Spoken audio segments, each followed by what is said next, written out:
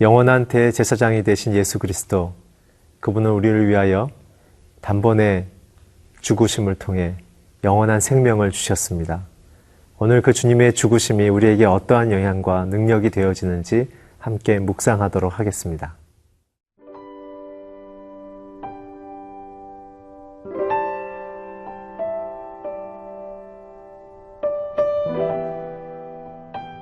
히브리서 9장 11절에서 22절 말씀입니다.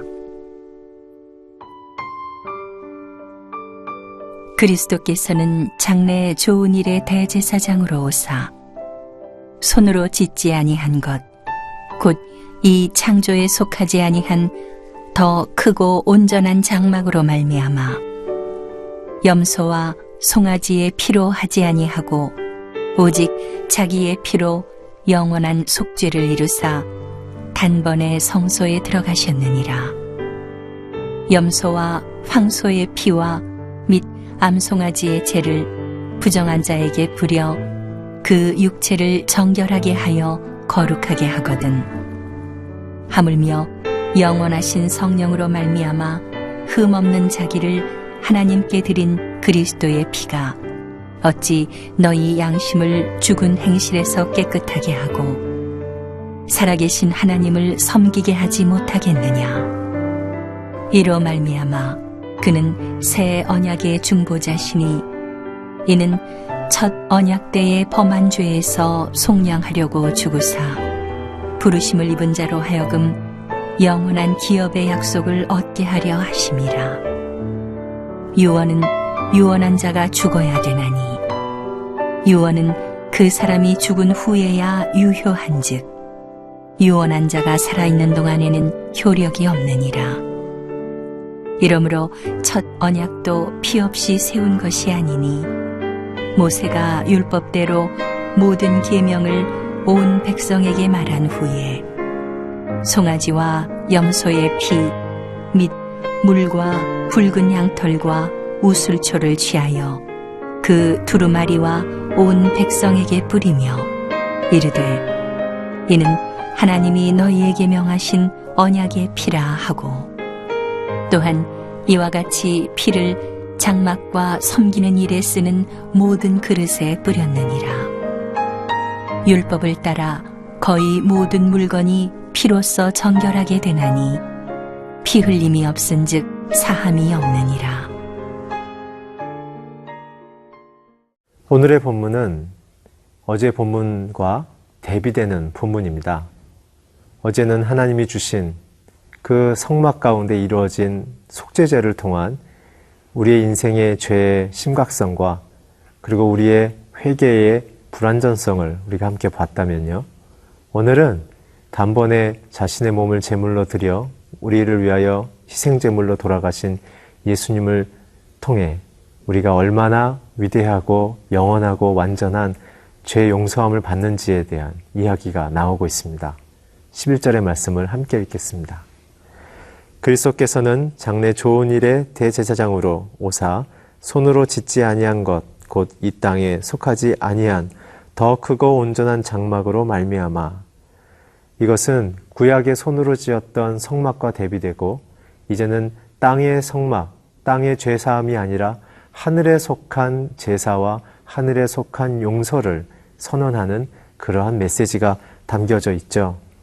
이제는 우리가 땅의 용서를 받은 것이 아니라 하늘의 용서를 받으며 이제는 눈에 보이는 건물이 아니라 보이지 아니하시는 하나님을 믿고 따르는 그러한 하나님의 백성이 됐다는 뜻입니다.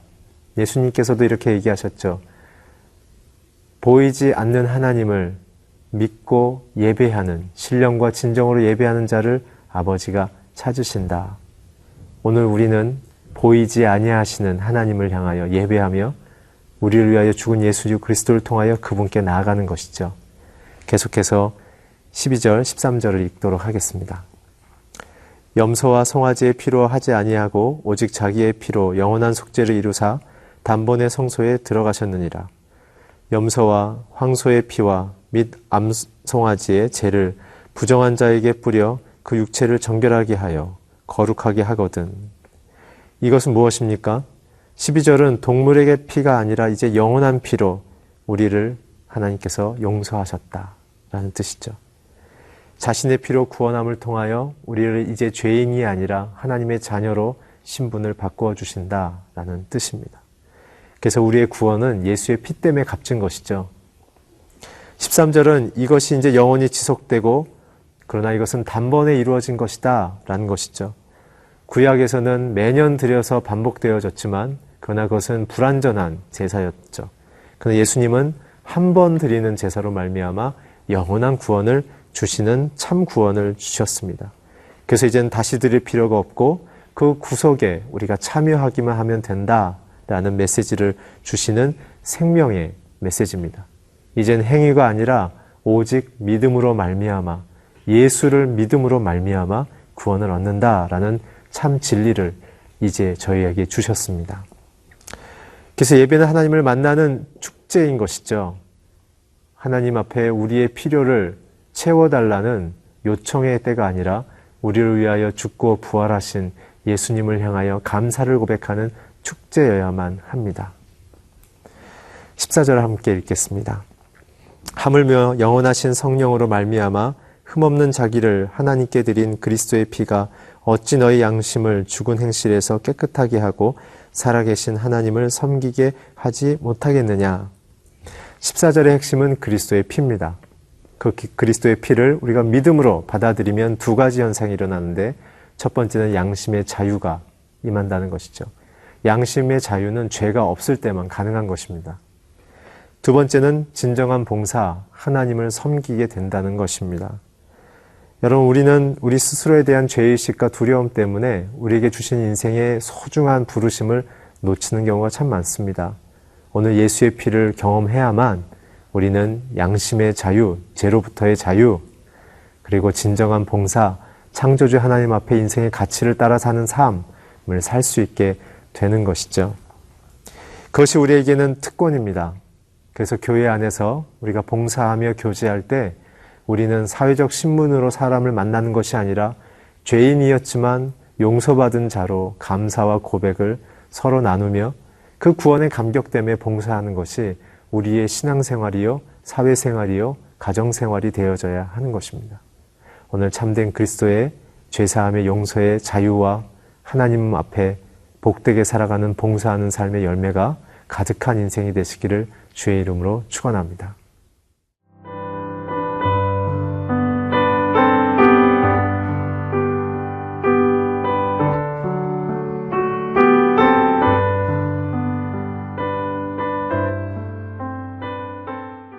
히브리서의 기자의 관심은 믿음을 따라 사는 성도들이 어떻게 세상에서 살아갈 것인가, 그 기준을 예수 그리스도로 제시하고 있죠. 또한 오늘 본문에서는 그 예수님께 어떻게 더 가까이 나갈 것인가에 대한 이야기로 예수님의 보혈의 피가 능력이 있다는 얘기를 지금 계속 하고 있는 것입니다. 저희가 15절을 한번 같이 읽겠습니다. 이로 말미암아 그는 새 언약의 중보자시니 이는 첫 언약 때에 범한 죄에서 속량하려고 주구사 부르심을 입은 자로 하여금 영원한 기업의 약속을 얻게 하려 하심이라. 이 짧은 한 절 안에는 세 가지의 뜻이 있습니다. 첫 번째, 예수님의 그 중보자이신 보혈의 능력은 첫 번째로 첫 언약 때에 범한 죄에서 우리를 속량하신다는 것입니다. 예수님의 보혈의 피의 첫 번째 능력은 하나님과의 화해입니다. 진정한 인간의 평화는 하나님과의 화해에서 시작됩니다. 우리의 인생에 하나님과 화해하시기를 바랍니다. 두 번째는 주구사라는 뜻이죠. 예수님의 죽음은 우리의 죄의 용서입니다. 과거와 현재와 미래의 모든 사건 속에, 인생 속에 일어날 죄에 대한 하나님의 완전한 용서와 회개와 속량을 얘기하는 것이죠.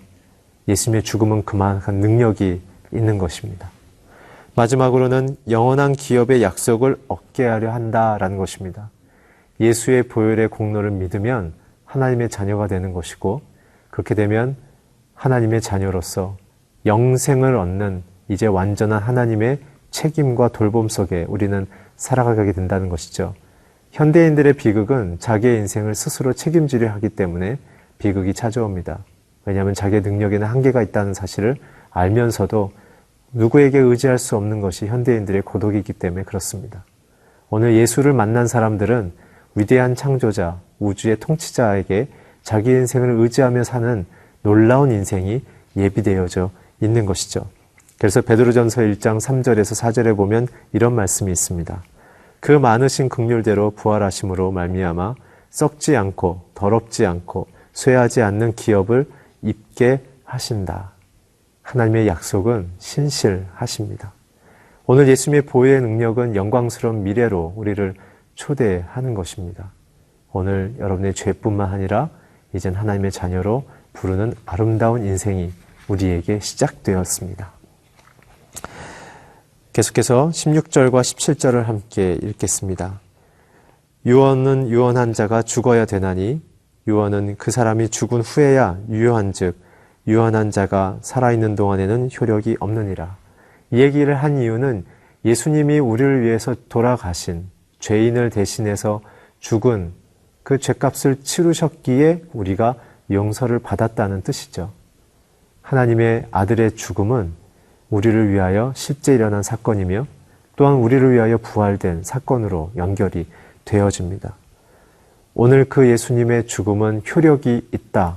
법적인 용어인 하나님의 그 죽음을, 아들의 죽음을 법적인 단어인 유언과 효력으로 사용했다는 사실을 발견할 수 있습니다. 17절 보게 되면 그 17절은 보혈은 주님의 죽음을 의미하며 언약의 실효적인 선언으로 이루어져서 그것은 완성되어졌다라는 뜻인 것이죠. 예수님의 보혈의 피는 역사적으로 또 영적으로 사회적인 능력이 있다는 사실입니다. 우리가 계속해서 18절부터 20절까지 21절까지 함께 읽겠습니다. 이러므로 첫 언약도 피 없이 세운 것이 아니니 모세가 율법대로 모든 계명을 온 백성에게 말한 후에 송아지와 염소의 피 및 물과 붉은 양털과 우슬초를 취하여 그 두루마리와 온 백성에게 뿌리며 이르되 이는 하나님이 너희에게 명하신 언약의 피라고 하고 또한 이와 같이 피를 장막과 섬기는 일에 쓰는 모든 그릇에 뿌렸느니라. 예수님의 보혈의 피를 놀랍게도 모든 도구에까지 뿌린 일들이 나타납니다. 그래서 특별히 18절, 19절은 구약의 피의 역사가 어떤 것인지를 얘기하는 것이고, 그리고 21절 이후에부터 보게 되면 그것이 얼마나 놀라운 생명의 죄사함의 능력인지를 보게 되어지는 것이죠. 생명의 피가 뿌려져야 우리의 인생 가운데 죽음을 피할 수 있는 복이 있는 것입니다. 인간의 본질적인 문제는 죄를 해결하는 것인데요. 그것이 바로 행복의 시작이라고 시편 32편은 말하고 있습니다. 허물이 사함을 받고 그 죄가 가리움을 받은 자가 복이 있다라는 것이죠. 그렇지만 이 복이 우리 마음속에 작동되지 않는 것은 무엇입니까? 내가 예수님의 피를 온전히 믿지 않기 때문에 그런 것입니다. 오늘 하나님의 아들 예수의 죽음은 우리에게 실제로 효력을 발생하고 있습니다. 오늘 그 효력을 받아들이는 자들에게는 죄사함의 능력과 영원한 영광의 미래에 대한 소망이 우리에게 주어지는 것입니다. 사랑하는 성도 여러분, 오늘 우리에게 이 놀라운 선물을 주신 하나님께 감사하며 그 아들 예수와 함께 동행하는 인생을 사시기를 주의 이름으로 축원합니다. 기도하겠습니다. 예수의 보혈의 피에 능력이 있음을 감사합니다.